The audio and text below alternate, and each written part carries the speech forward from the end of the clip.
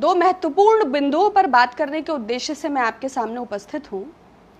सबसे पहले तो मैं इंजीनियरिंग और मेडिकल एग्जाम्स की जो परीक्षाएं कंडक्ट हो रही हैं इसका पुरजोर विरोध करती हूं। जबकि 33 लाख के पार हो रहा है और बीते 24 घंटे में 77,916 नए केसेस आए हैं। ऐसे समय में इस गंभीर महामारी के संकट के दौर में, कोरोना के इस काल में पूरे भारत में इंजीनियरिंग और मेडिकल परीक्षाएं आयोजित कराकर सरकार विभिन्न चैनलों के माध्यम से राजनीतिक इच्छा शक्ति का संदेश दे रही है। ये किस प्रकार की राजनीतिक इच्छा शक्ति है? जो हमारे यूथ का, यंगस्टर्स का, नौनिहालों का जीवन दांव पर लगा दे।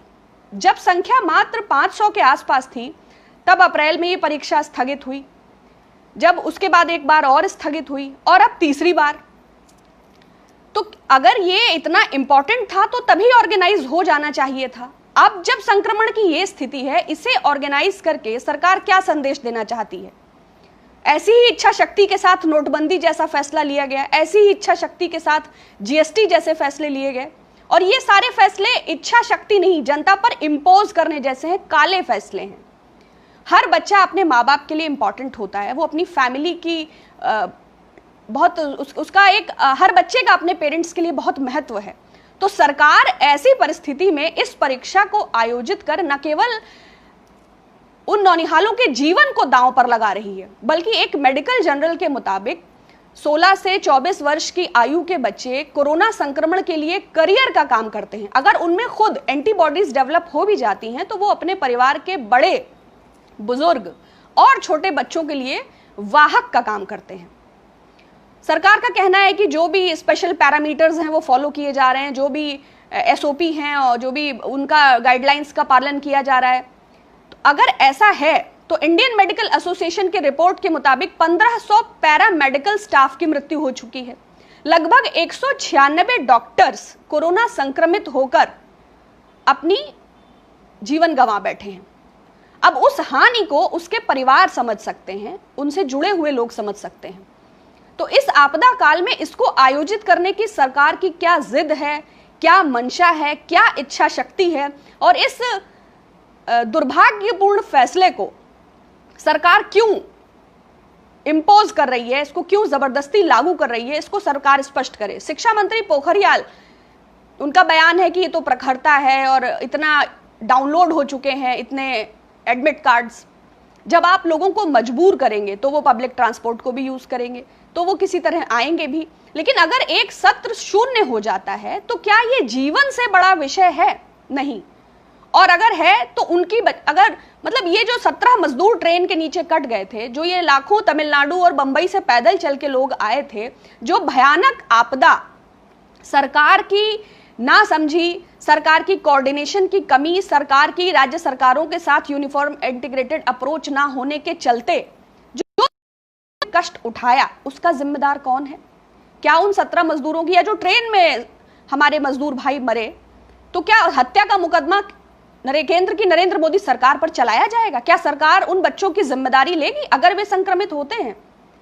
तो सरकार को यह स्पष्ट करना चाहिए। और आप सबसे भी मैं अनुरोध करती हूं कि अपने सोशल मीडिया प्रोफाइल्स के माध्यम से इस निजामी फैसले, इस तानाशाही फैसले का पुरजोर विरोध करें and speak up for the safety of our students. This is absolutely, ये बहुत गलत है। दूसरा मैं कहना चाहती हूं कि अगर सरकार ये मान चुकी है, जैसा कि हम देख भी रहे हैं, ताली थाली, दिया बत्ती, मोमबत्ती, धूप बत्ती, अगरबत्ती, भाभी जी के पापड़, नीम का स्नान, सरकार कोरोना से निपटने में पूरी तरह विफल रही। और इस बिना सोचे समझे लॉकडाउन ने, अब करना है तो सब कुछ खोल देना चाहिए, फिर क्यों अभी तक ये सैटरडे संडे लॉकडाउन है, क्यों झूठी दिलासाएं हैं? मैं बार बार बात नहीं करना चाहती क्वारंटीन सेंटर्स की बदहाली पर, आईसीएमआर की किट्स पर, गुजरात के काल कोठरी वाले हॉस्पिटल पर, येदियुरप्पा सरकार के फर्जी वेंटिलेटर्स पर, पीएम केयर्स के कटे थे, जो एक एक दिन का वेतन दिया गया था, जो एमपी और एमएलएस की सैलरी में 30% का कटौती हुई थी, वो जो तमाम कंपनियां, नवरत्न और महारत्न कंपनियां, जिन्होंने 2105 करोड़ रुपए पीएम केयर्स फंड में दिया था, उस 5 दिन के 20 लाख करोड़ के टुंटी पैकेज के बारे में मैं बात नहीं करना चाहती। क्योंकि आप और हम अच्छी तरह जानते हैं कि हम किन हालात से गुजर रहे हैं, कैसे आम आदमी जूझ रहा है चीजों से। वो लाखों लोग जो अपनी नौकरियां गंवा चुके हैं, जो गरीबी की रेखा के नीचे आ चुके हैं, जिनका रोजगार नष्ट हो चुका है। तो सरकार से रहम की इल्तिजा है, सरकार से गुजारिश है कि हमारे बच्चों पर दया करें। इस बाढ़ के काल में असम के क्या हालात हैं और राज्यों की क्या स्थिति है, 7 गैर भाजपा शासित राज्यों ने भी इसकी रिक्वेस्ट की है। लेकिन चूंकि मोदी सरकार फैसले पार्श्विक शक्तियों के प्रभाव में लेती है, तो उसको आम आदमी और जनजीवन के क्या हालात हैं इससे उसको कोई फर्क ही नहीं पड़ता है। दूसरी महत्वपूर्ण बात, मैं निर्मला सीतारमण जी ने लिखा है कोविड-19 इट्स क्वाइट फनी। ये वही निर्मला सीतारमण जी हैं जो प्याज लहसुन नहीं खाती हैं। ये वही निर्मला सीतारमण जी हैं जिन्होंने बताया था कि मिलेनियल्स के ओला उबर को प्रेफरेंस करने के कारण ऑटोमोबाइल सेक्टर में भारी गिरावट आ गई है। ये वही निर्मला सीतारमण जी हैं जिनको लक्ष्मी के तौर पर जी टीवी ने दिखाया था जब उन्होंने बजट पेश किया था, एक लाल कपड़े में अवतार के तौर पर प्रोजेक्ट किया था। ये वही निर्मला सीतारमण जी हैं जिन्होंने मजदूरों की व्यथा को सुनते हुए श्री राहुल गांधी जी को ड्रामेबाजी करार दिया था। इतनी संवेदन शून्य, कभी कभी संदेह उत्पन्न होता है क्योंकि लोग कहते हैं कि वो बहुत पढ़ी लिखी महिला हैं, क्योंकि ये वही निर्मला सीतारमण जी हैं जिन्होंने बताया कि मध्यम वर्ग की आय भारत में 6 से 18 लाख रुपए के बीच होती है। तो जिनको यही नहीं पता है कि मध्यम वर्ग की आय क्या है भारत में, वो भारत के उस sorry for the interruption, I should make it of. Anyways, आपको मेरी आवाज मिल रही है ना? बिल्कुल आत्ममुग्ध और अहंकारी, सिर्फ आत्ममुग्ध नहीं।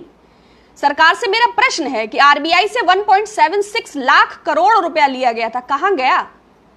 सरकार से प्रश्न है कि 265 टन सोना गिरवी रखा गया था, पैसा लिया था, कहां गया? सरकार से प्रश्न है कि एशियन डेवलपमेंट बैंक से 1.5 बिलियन कोरोना से लड़ने के लिए मिला था, कहां गया? सरकार से प्रश्न है कि $1 बिलियन का सपोर्ट वर्ल्ड बैंक ने किया था, पैसा कहां गया? जो लाखों लोगों ने डोनेट किया वो कहां गया? जो चाइनीज कंपनीज ने दिया वो कहां गया? वो भारतवासियों का पैसा है। 5 किलो चावल और 1 किलो चना देकर सरकार ये कोशिश करती है कि आम आदमी सांप्रदायिकता से जूझता रहे, मीडिया के माध्यम से ब्रांड मोदी को मजबूत किया जाता रहे, आम आदमी सवाल ना करे, वो खुद ही अपनी गलतियों के लिए जिम्मेदार हो। नमस्ते समीर साहब, नमस्ते। तो एक्ट ऑफ गॉड मतलब ईश्वरीय कृत्य, मतलब कहते हैं ना ये सब भगवान का कर्म है, बिजली गिर गई भगवान का कर्म है। तो निर्मला जी से पूछना चाहती हूं कि अगर ये भगवान का कर्म है तो जीएसटी भी क्या एक्ट ऑफ गॉड था?